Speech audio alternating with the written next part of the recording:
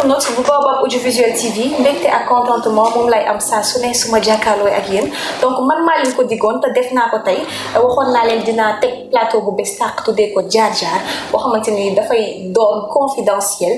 plateau boo xamante ne genre conférence lay doon ñu invité ay ndaanaan ñuy waxtaanee ay jaar jaar seen parcours fan lañ jaar que ça soit ak posture bu ñu mën ci nekk fii ci Sénégal donc sama invité tey mu ngi tudd monsieur Souleymane Gueye du ma wax jaar-jaaram dama koy bàyyi moom mu nuyoo wax moom mooy kan nuyu naa la. asalaamaaleykum Bessel maa ngi lay nuyu di la fay di nuyu kilifa kër gi le doyen Pape Faye di nuyu mbooloo mu technicien yi nekk audio visuel Baobab audiovisuel ak ñi mu fi fekk ñëpp voilà. D'accord nga nekk tey sama premier invité fii ci plateau Jaar Jaar donc balaa ma lay laaj dara dama lay wax nga présenté wu expliquer wax sa portrait en 3 phrases tey soo ma doon wax kan mooy Souleymane Gueye. Souleymane Gueye nit la. jullit la.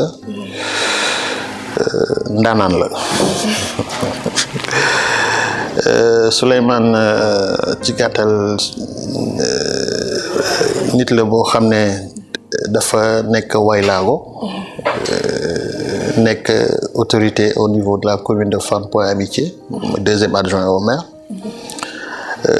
nit la boo xam ne comme on dit chef d'entreprise la également dans le secteur du BTP voilà. D'accord mais balaa may ñëw ci sa professionnalisme damay ñëw d'abord ci sa début parcours su ma nee début parcours nit mooy ba mu nekkee tout tànk wala boog ba mu nekkee gone.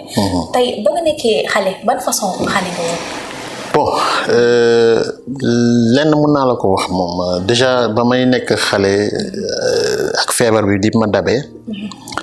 métti woon na loolu. feebar bi daf ma dab. ban âge parce que à l'âge de 13 ans. Avant je jouais je marchais je faisais tout avec les gens. benn jour laa xëy rek. yëf yi daaneel ma benn dimanche dama ko fàtte mu xëy la lendemain leen ni war a jàngi mënatuma dox. là je me suis retrouvé après sur un fauteuil roulant. yore ñaari béquilles après bon di ñefe ba yàlla def li muy def. Ça m'a permis de me battre. parce que Sénégal fii boo amee situation boo nekkee une personne en situation handicap. ñi ngi lay séntu wala ñu ngi lay xalaat koo xam ne day tàllal loxo di ñaan. bon man nag sama concept lenn la woon mooy faire partie des meilleurs et des leaders ëllëg fii dans ce pays au Sénégal et en Afrique et pourquoi pas dans le monde te loolu dama ko gëm moo waraloon tey jii bu ma doon jàngi école damay nekk koo xam ne école doon naa fàttaliku su ma hospitalisé par exemple sur 9 mois ma hospitalisé 3 mois saa yi ma doon dellu si waat encore classe su ma jëlul paie maa jël 2 maanaam 3 premiers daal du ma ci génn. mais balaa ñëw gën a xuus tuuti nga baal ma lan moo causé maladie boobu noonu ci yow. bon maladie boobu en fait maladie la boo xam ne ni yóbbu nañ ma fu nekk hospitalisé wu naa fu nekk faj nañ ma fu ne dem nañ fu ne samay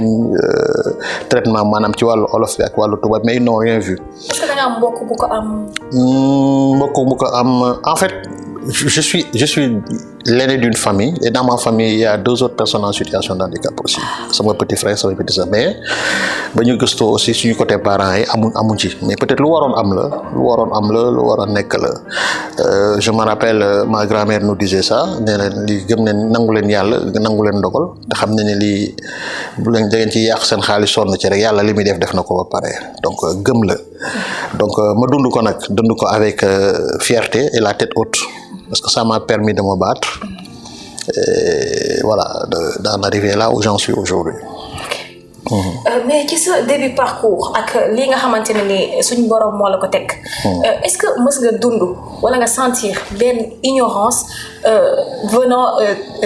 de la société. En fait non. ni ignorer les personnes. maanaam stigmatisé. ñu stigmatiser la de manière parce que tu es une personne en situation de handicap. Je vous dis encore une fois handicap c'est quelque chose boo xam ne c'est vrai que il y a différentes formes d'handicap am na yi nga xam ne c'est moteur am yi nga xam ne c'est sensitive cognitive et cetera je donne un exemple ki nga xam ne tey jii ay problème mu membre la am kooku c'est plus moteur ki nga xam ne ni tey jii il a des problèmes de la vue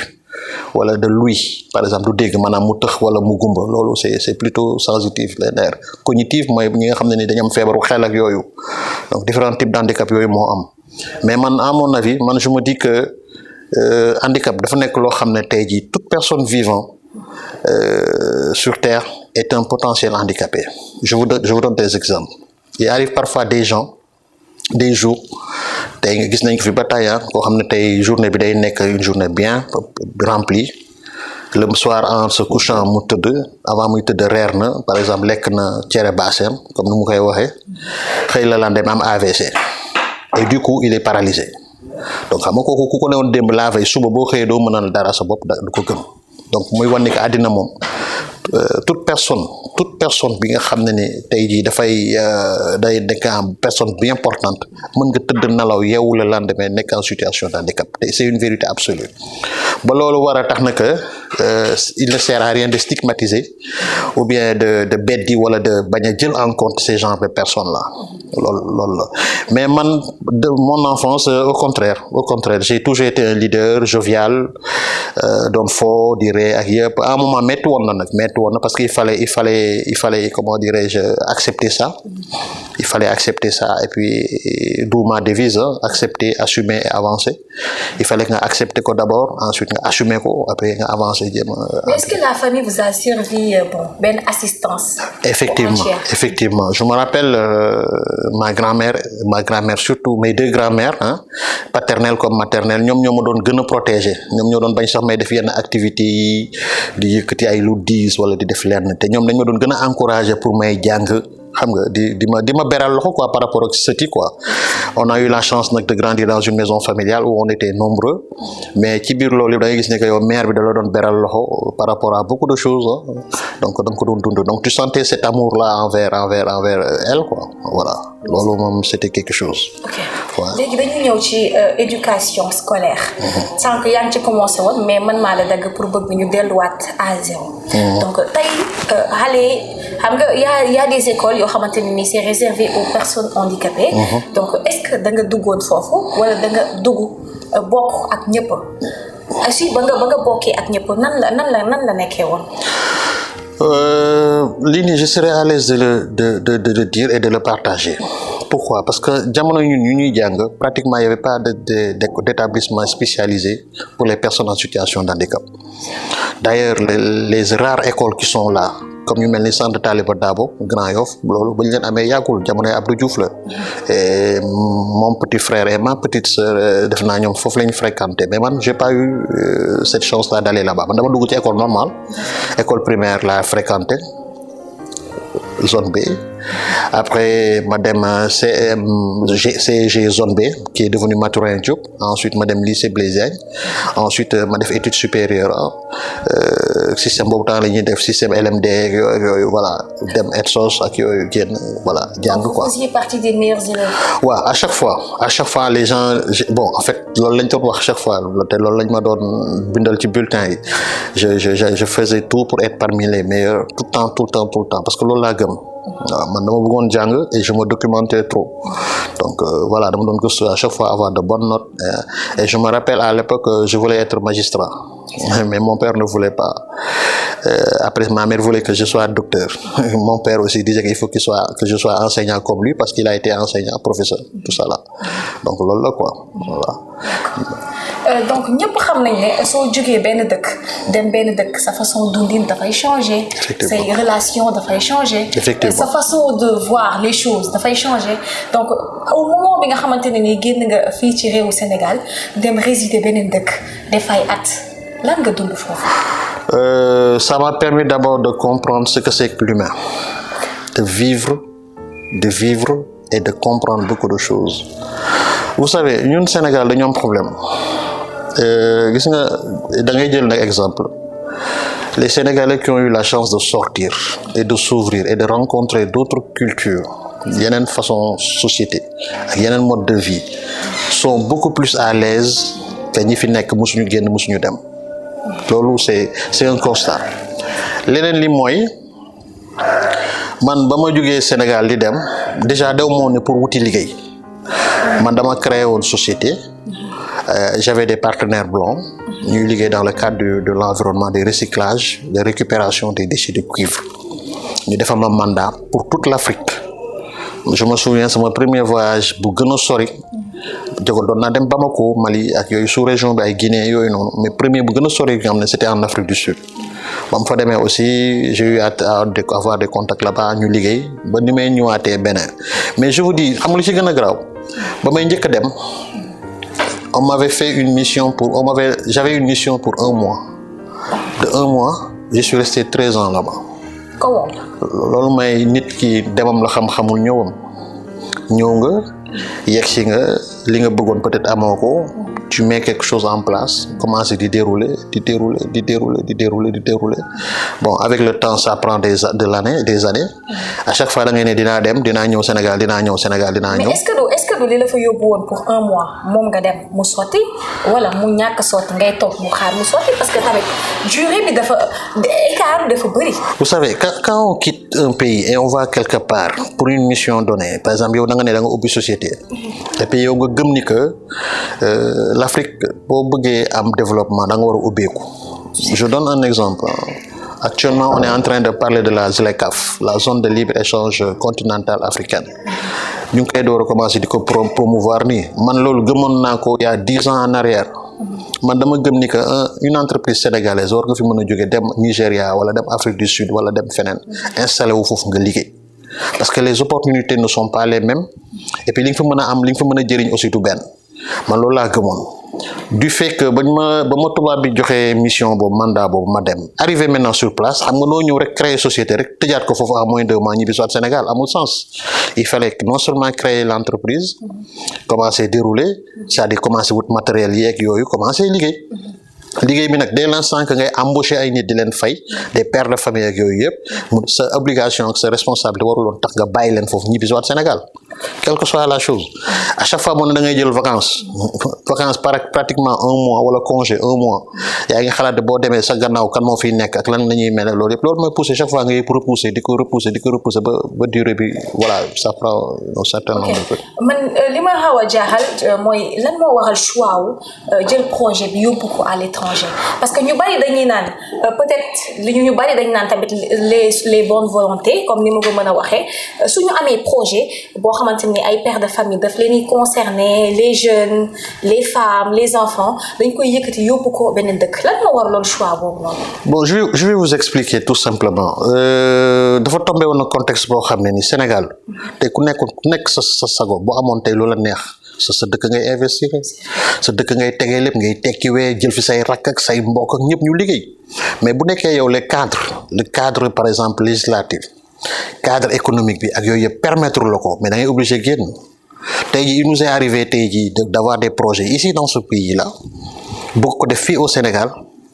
ñu dem gis les autorités qu'il faut autorités ñu teg ñu ay conditions yoo xam ne bëgguñu sax jaar parce que ça fait honte à la limite bu looloo waral am yenn dëkk yoo xam ne tu connais des gens là-bas nga wax leen ci ñu ne la ñëw leen mais da ngay jël say bagages nga dem foofu investir il y a combien de Sénégalais tey jii qui sont à l'étranger et qui ont des entreprises là-bas man je connais un Sénégalais boo xam ne Canada hôtel la fa am et pourtant mënoon na tabax hôtel fii Sénégal je connais des Sénégalais yoo xam ne ay usines lañ am un peu partout dans le monde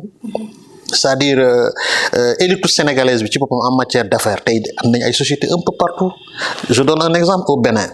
la plus grande cimenterie là c'est monsieur Layus moo fa nekk te il est sénégalais et pourtant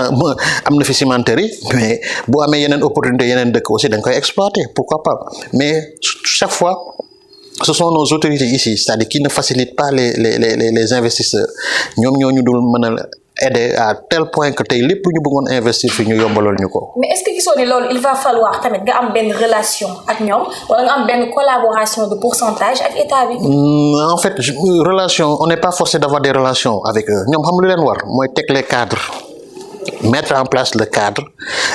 bu ñu tegee cadre maintenant ñun en tant qu'investisseur ñu ñëw peu importe kan moo nekk ci ginnaaw kan mooy ministre des finances kan moo yor agrément yi kan moo yor APIX non on n'a pas besoin de ça nañ teg des cadres législatifs teg des textes réglementaires ñu xam ni que ñun ku jug ni da nga bëgg investir à hauteur de temps ñoom ñu faciliter la yëpp tegal la teg la ci axe nga dem loolu mooy dëgg loolu mooy yoon mais pourquoi xamante ñoom am ay pourcentage ba ah non ñoom ils sont là pour servir l'État c'est des institutions dañuy dem ñeneen dañuy ñëwaat donc bu ñu waree teg affaire nañ ko teg rek nit ñi liggéey vraiment c'est ce que je pense. D'accord on est un peu sorti du débat parce que ñu ngi woon ci ba nga demee à l'étranger nan nga fa doon dund. Bon, j'ai vécu des moments. Au départ, c'était bien. Au départ, les premières années, je travaillais bien, normalement, et on faisait. À un moment donné, bon, on est étranger, di brasser yenn somme yi da ngay am commencé am ay problèmes foofu noonu. D'autant plus qu'il y a deux choses. Soit dañ lay bëgg a dugal ci cette affaire yi ñoom, cette affaire yu doy waar yooyu, tu refuses parce que ñun aussi dañoo am diine, am gëm, am ay franc-maçonnerie rek yooyu, voilà. Mais yow nga bañ, tu refuses parce que tout simplement yow da nga am doomu julit nga, say maamaati maam, et cetera. Ils ont servi ici dans ce pays-là dimbali nekk ay muxadam donc am yoo xam ne yow tu te vois mal nga dugg ci bon loolu nag c'est un choix mooy li may wax chaque fois dans la vie c'est une question de choix des gens ont choisi cela je n'ai rien contre eux mais man Souleymane Gueye man je sais que am na loo xam ne du ma ko def mais terewul quand je dois ouvrir et travailler je vais travailler avec tout le monde loolu la c'était difficile à un moment donné parce que benn instant bu ñu jéemee ba sonn dañ lay obligé bloquer bu ñu la bloqué bon ñoom jaar nañ ci banque yeeg yëpp looloo waraloon des fois ñu tëj société yi dëkk yooyu dem migrer ji vers d'autres pays pour ouvrir pour pouvoir continuer nos business ailleurs mais foo dem rek ñaa nga fa c'est-à-dire nañ la may dans les premières années nga liggéey après bu ñu xamee ni yaa ngi fii ñu toppaat la encore comme on dit quoi donc loolu la et puis il y a aussi le problème aussi des blanchiments des capitaux tey jii bu ñu la virer les yenn montants yi ci sa compte ñu servir la des documents yoo xam ne comme quoi que da ngay blanchir xaalis alors que yow tu as créé une société légalement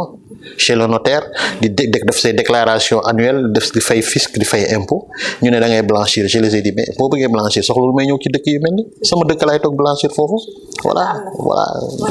donc damay ñëwaat ci sa vie tuuti mooy ba nga moment bi nga jugee foofu war a ñibbisiwaat Sénégal parce que ñëpp xam nañ ne même koñ sax boo fa gëjee boo ñëwee yu bari dina la faraw boo ñëwee di nga gis ay changements sa côté famille sa côté ay xarit naka nga dundaatee sa ñibbisiwaat ci biir réew. waaw déjà ñibbisi bi ça a été douloureux parce que j'ai perdu ma mère 3 ans après avoir quitté le Sénégal j'ai pas pu rentrer au Sénégal donc je suis rentré 7 ans après tombé paa bi décédé aussi il fallait que mu ñibbisi donc comme il y avait plus personne paa bi génn àddina mère bi génn àddina et je suis l'aîné il fallait que je rentre. Il fallait que mu ñibbisi. globalement xam nga man dama xaw a bëgg affaire de confidence. waaw vas-y donc est-ce que mën nga ma ñëwal tamit ci naka nga yëgee sa décès bu yaay. C'est la première fois que j'en parle comme ça sinon de manière je l'ai vécu difficilement. J'étais au Bénin. J'avais une entreprise là-bas. Un lundi j'étais malade je ne pouvais rien faire mënuma sax wàcc ci lal bi feebar bon le lendemain mardi comme j'avais un ami d'enfance boo xam ne ni il était de la Casamance j'ai dit attends ma woo ko ma tooñ ko su ma nee dama koy woo di ko tooñ pour xam quoi comment ça va mu woo ma ne ma man de sama yaay la ñuy jullil man ko sama yaay man parce que il était à Fann. mais est-ce que yëgoon nga benn maladie. En fait elle était malade elle était diabétique et puis ñu opéré woon ko goitre et puis bon voilà mag la aussi xam nga am na la soixantaine jëm kaw maladie. Vous avez pu l'entendre ces derniers jours. Oui je l'avais entendu ba dernier moment mi ngi mujj déggante jour tabaski la woon le lendemain tabaski ci guddi gi ma defe naa ñu yóbbu ko hospitalisé après à l'hôpital j'arrivais à peine à parler mais xam nga fii Sénégal dañu am benn habitude. nit bu feebaree rek surtout entourage dañ leen ne ça va mi ngi tane moom de mi ngi tane di dalal sa xel parce que yow yaa ngi à l'étranger peut-être bu ñu la waxoon li am peut-être boobu mënoon nga dagg billet aussi nga ñëw mais je me rappelle moom à chaque fois confidence pour confidence saa yi mu doon voyager avant sama voyage bu mujj boobu noonu moom da doon jooy man maay ree waaw da doon jooy à chaque fois day jooy man maa ngi koy wax mère man damay dem rek ñëwaat mooy voyage ma doon def dans la sous-région di dem ñëw moom may gunge comme def aada rek topp la sotti ndox xam nga ñaanal la dénk la ñu mu la war a dénk après nga dem. daf la xaw a ñeewantal par rapport ak yeneen doom. pas ñeewantal moom ku nawoon ci doom la dafa bëggoon doom en fait mais c'était quelqu'un de brave d'extraordinaire comme yaay yëpp mais xam nga aussi c'est pas facile yow tey yi nga am yaay jëkkëram nekku fi nekk à l'étranger pendant plus de 20 ans yow nga am ay doom des enfants handicapés amul kenn ku leen mën a dimbali yow ngay taaw mu woon yow da nga war a mën a dem pour régler yenn problème yenn situation yi donc da lay jox jom da lay jox comment dirais-je fit pour nga dem booy dem nga affronter bañ a ragal quoi mais chaque fois comme je disais saa yi ma doon voyager moom mooy jooy man ma koy calmer mais sama dernier voyage bi pratiquement moom da doon ree xam nga di kii man maa doon jooy nag par contre. nga gis benn changement. waaw c'est comme si c'était la dernière image ou bien la dernière comment dirais-je la dernière chose voilà moment yooyu ma mujjee gis nii face à face ak elle dernier geste yu mu def dernier acte yu mu def mooy comme écharpe bi may takk mu jëkkati genre foulard bu mu tegoon lonkal ma ko quoi solal ma ko donc voilà quoi loolu ça m'a trop marqué moo tax depuis lors quand je mets cette écharpe là beaucoup de gens ne comprennent pas mais je le mets c'est toujours un souvenir à ma mère parce que sa yaay da la doon wax dafa nekkoon ñoo xam ne dañ lay yar di la teg ci axe di la wax ne la nit ku am jom nii lay mel nit ku gëm dara nii lay mel nit ku fonk ay waajuram respecter say moromu yaay chaque fois da la doon jox ay conseils donc du coup da ngay xam ni que sa yaay voilà mi ngi fi quoi donc à travers ce geste que je mets tout le temps c'est un symbole c'est quelque chose moo xam ne daf may fàttali toujours moom quoi sa présence voilà. ñu ñëwaat tuuti si naka nga yëgee décès bi. bon woote sama benn xarit mu wax ma yëgal ma ni que voilà sama yaay la ñuy jullit te moom yaa mi ngi Casamance man maa ngi faat j'ai pas compris maa ngi dégg imam bi di wax ki ñu tëddër fii di ko ñaanal di ko julli j'ai pas compris. kon décédé na te yëgoo ko. yëguma ko teg ko ci morgue bi di ko julli yëguma noonu laa woote nii rek kii après ma woo sama benn sœur muy sonné jëlul muy sœur finalement c'est une cousine moom mujj décroché ne ma li yàlla def na liggéey par rapport à loolu donc du coup voilà. mais pourquoi waxuñ la dee bi si temps. non en fait je vais vous expliquer jéem nañ ma woo j'étais à l'étranger mais jéem a woo boobu noonu mënuñu woon jot tout simplement parce que fi ma nekkoon zone bi ma nekkoon dama di rechercher ji ay cuivre ak yooyu le réseau mënoo foon accéder vous comprenez léegi ba mu ñibbisee léegi nag j'étais fatigué malade yi sax moo tax ñu indi ma ñëw tëdd ba ma ñëwee ma tëdd nag ñu may jéem a woo et puis comme une personne aussi bu feebaree tëdd numéro bi newoon sax numéro Sénégal affiché parce que ñooñu seen réseau defoon nekk nañ nga xam ne bu ñu amee appel entrant bu jógee étranger di dugg ci dëkk boobu du affiché numéro Sénégal numéro dëkk boobu lay affiché bon moi aussi je croyais que c'était des gens avec qui je travaille qui m'appelaient moo tax sànq ci njëlbéen émission ma ne la man du ma tànqam lu appel parce que ça m'a servi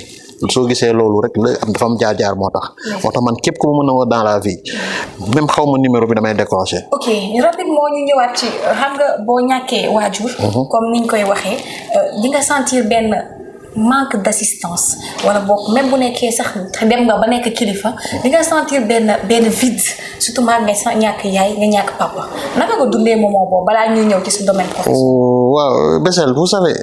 am nañu juddu tey ji xamuñu seen yaay ak seen ay waajur te gënuñu leen am ñoo xam ne fi ñu waree soxla seen yaay la seen waajur yi génn àddina man sant yàlla ba nga xam ne ba sama yaay di génn àddina boobu ñun ay mag jëmm leen xàmmee nañ ràññee nañ peut-être lañ rek la ñuy déplorer mooy li ñu bëggoon mu fekkeeku dëgg comme ni ma nekkee mandat élu nii fekkeewu ko mais je sais que bu ko fekkee woon tey jii sax la ci moom honneur la ci moom et puis voilà fierté la ci moom voilà loolu. D'accord donc damay ñëw sans plus tarder ci sa vie professionnelle. naka nga ñëwee ba eggali sa liggéey fii sa réew mu Sénégal ba am accès ci biir élection maire yi naka la demee woon. waaw ba ma yegg see Sénégal dama ñëw dëkk dans une maison familiale nekk fa ànd ak après sama jabar fekk si ma sama jabar je précise en passant elle n'est pas sénégalaise elle est togolaise donc là-bas voilà après takk ko ñu takk ko ak yooyu mu ñëw fekk si ma man ba mu ñëwee yegg si ak quelques mois aussi moom mu ñëw vraiment mu nekk ku jàmbaare aussi gëm parce que c'est pas évident nga bàyyi sa dëkk bàyyi say nit say yëpp ñëw fekk si sa jëkkër ak yooyu assisté ma d'autant plus que une personne en situation handicap bu ne am na jabar rek ça veut dire beaucoup de choses donc voilà parce que da nga lay am koo xam ne ku la comprendre mën la muñal mën la nekkal mënul nekk du am donc voilà mu nekk koo xam ne aussi elle est extraordinaire ba mu ñëwee aussi dans un premier temps c'était difficile j'avoue c'était difficile tu quittes le Sénégal 13 ans après tu reviens tu dois reprendre à zéro say compte bloqué nañ ko tu as des problèmes xaalis amatul le peu d'argent que tu as nga investir ko ci ay marchandises ay produits yu nga bëgg a defar voilà c'est ça qui nous a permis et puis nga ñëw tombé juste Covid am et puis c'était difficile c'était très très difficile mooy li may wax rek chaque fois boo nekkee ci dara da nga koy gëm quoi et puis di nga ci génnaat des fois di nga dugg ba fond ba mais bul jàpp ni fond ba fa ngay des non yéegaatal te boo yéegaatee di nga mën a génnaat encore.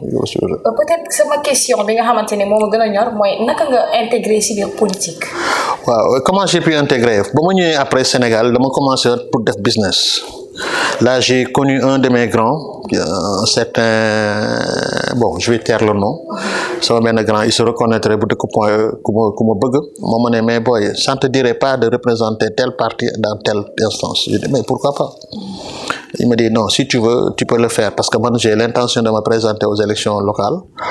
Dama bëggoon sax nga ñëw ma ne ko non grand man mënoo ma dugal fii ba pare xëcc ma ci yow danga may wax soit ma ñëw ci yow wala nga bàyyi ma dem fële mu ne ma non yow yaa xool. mu tombeek nag exactement ba mu ñëwee woon je suis allé voir le feu maire Pala Samb que je rends un vibrant hommage en passant nekkoon ko xam ne le peu de temps li ñu toog nii jàng naa lu bëri ci moom de par son humilité sa croyance en Cheikh Ibra Fall et dans beaucoup de choses loolu noonu ça m'a permis tey jii ba ma ñëwee jege ko dafa ma ne toute façon man sa booyu pap laa woon parce que ba ma amee 14 ans la sa pap doon téye sama loxo di ma yóbbu tey jii boo ñëwee fii ñëw nga fi nga war a ñëw donc du coup j'ai intégré Yewwi Askan Wi avec Pala Samb tout en représentant un parti politique dont je tairai le nom ma nekk fa ba mu fa nekkee aussi moom it mu wóolu ma def ma mandataire def ma plénipotentiaire commune bi parce que boobu temps métti woon na jaxasoo woon na ñu bëri ñi ngi yaakaar ni que buñ ma defee mandataire plénipotentiaire damay def comme ni ñeneen ñi def daw jël changer tur yi sama tour mais loin de là parce que y avait la loyauté et le dévouement tout ça là loolu tax ma dugg engagement politique ba mu ci duggee aussi nekk naa leader politique pendant tout ce temps là musuma toog ak leader politique bi nii c'est-à-dire lépp lu ma doon def sama xaalis laa ci doon génne ak samay pas-pas samay moyens di dem di ñëw ak yooyu loolu suturaal ma yàlla suturaal na ma ba laal tey yàlla ñu may tey li ñu may nii tey di ko sante yàlla bu baax tamit voilà. D'accord émission bi mi ngi ci waaji jeex. donc émission bi suy waaji jeex damay bëgg nga wax ma jour bu la gën a neex sa àdduna ak jour bu la gën a metti ñu tëjee ko. jour bu ma gën a neex ci àddina besal jour yu ma gën a neex ci àddina bëri na de ça pour dire vrai jour yu ma neex ci àddina bëri na lool. mais benn bu la gën a. waaw jour yu ma gën a neex ci àddina bëri na honnêtement comme yu ma gën a metti aussi bëri na mais je vais essayer de faire un choix jour bu ma gën a neex ci àddina mooy ba ma jëlee au niveau national quatrième mu tombé woon c'était en 2002 mu tombé woon Sénégal demoon coupe du monde ñu waroon def suñu mémoire boobu temps ñu ngi def tourisme ñu waroon soutenir ñu nekk condition yoo xam ne Sénégal dem na coupe du monde c'était la première fois vendredi boobu je me rappelle Sénégal gagné na France coupe du monde ñu waroon jour boobu soutenir après professeur woo ñu ne ñu mun conditions yi mun ñu ci soutenir mais toujours dans cette dynamique là dans cette ambiance là ak fii yeeg yëpp am nañu coupe du monde bi ñuy continuer te ñi ko nekkoon en plein examen yàlla def ñu passé suñu examen ñu gagné jour bu ñuy joxe résultat yi jour boobu la Lions yi doon ñëw donc ñu ngi ko defee école Cheikh Amala Sy bu nekk en ville wetu Albert Sarraut je me rappelle jour Lions yi doon ñëw foofu noonu ba ñu ñëw ne war a yegg si place de l'Indépendance ñi ngeen na toog di xaar ñu jury bi da war a délibérer ñu toog tuuti dégg ni Lions yi yegg si nañ donc une bonne partie de la foule ñi jaxasoo ñi dem nañ bon bref c'était des moments forts des souvenirs forts ba ma toogee dégg sama tour 4e sur la liste au niveau national ça m'a fait un plaisir et ça m'a rendu fier.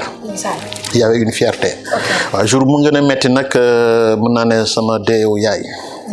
jour ma gën a metti pourquoi parce que jour bu ñuy denc sama papa Yoff jour boobu lañ ma woon sa bàmmeelu yaay donc le même jour j'ai découvert à la fois sama yaay fu ñu ko denc et en même temps aussi jour boobu laa ñëw di tëj ça m'a fait un choc donc voilà un peu quoi mais sinon sant yàlla bu baax sant yàlla. mais balaa may tëj émission bi est-ce que mën naa xam lan moo lay gën a lan nga xamante ni tey soo ko xalaatee rek da ngay gën a am courage ci sa vie. gëm-gëm